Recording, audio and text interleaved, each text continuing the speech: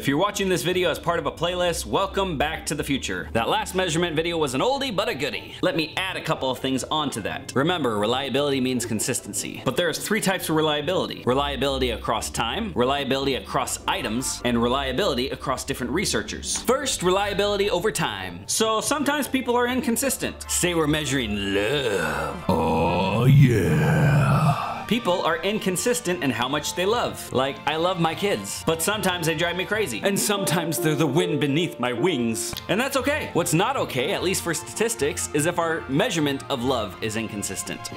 Okay, let's see. Love is like a blossoming rose in the winter. Agree, because, you know, I love my wife, always. Day 2. Love is like a blossoming rose in the winter.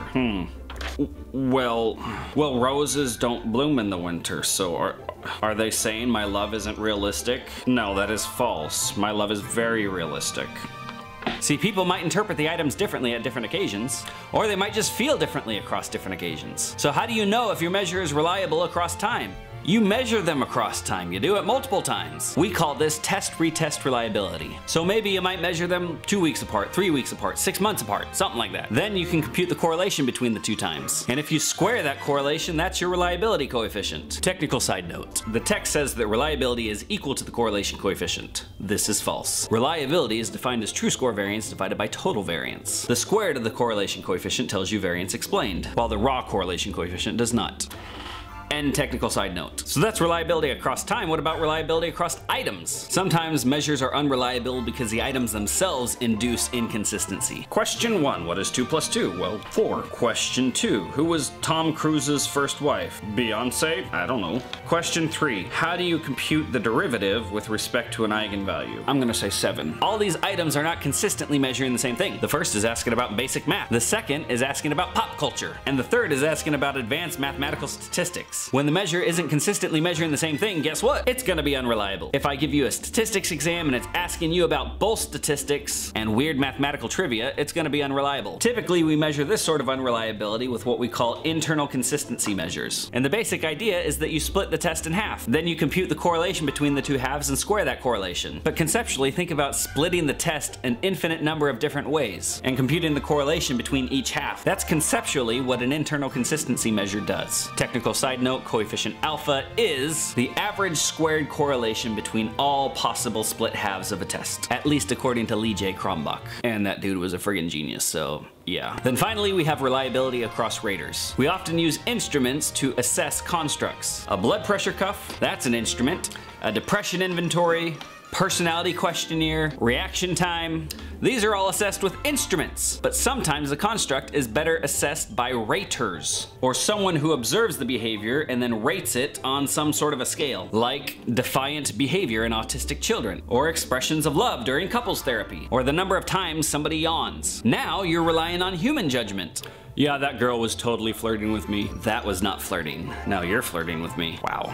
People are going to disagree about how they might rate somebody's behavior. To measure the amount of agreement, there's something called inter-rater reliability. So in summary, we have 3 ways people can be inconsistent. Across time, across items, and across raters. We measure inconsistency across time using test-retest reliability. And we measure inconsistency across items using internal consistency. And finally, we measure inconsistency across raters using inter-rater reliability. And validity. There are also 3 types of validity: face validity, construct validity, and criterion validity. Face validity asks whether the items appear to measure what we think they're measuring. Let's say a company is trying to pick employees who are honest. Which of these questions has face validity? I like to steal things. That has high face validity. It appears to measure honesty. Lying is fun.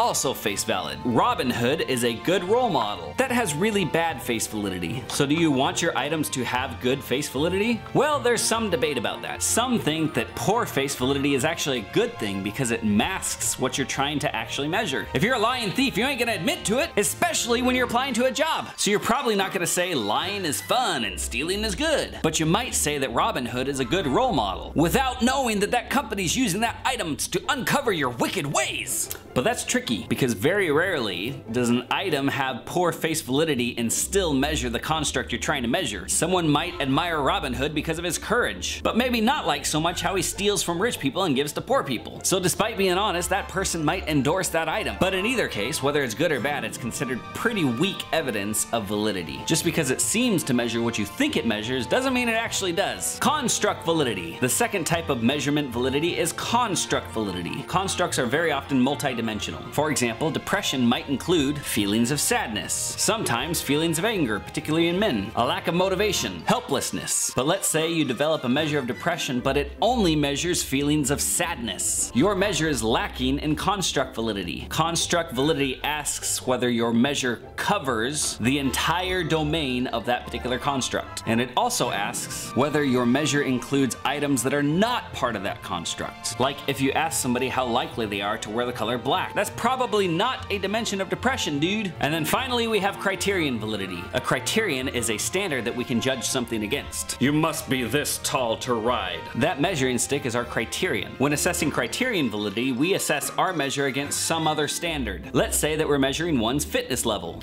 but we don't have a gym we could bring everybody to. So maybe we decide to do some sort of a self-report thing. How often do you run?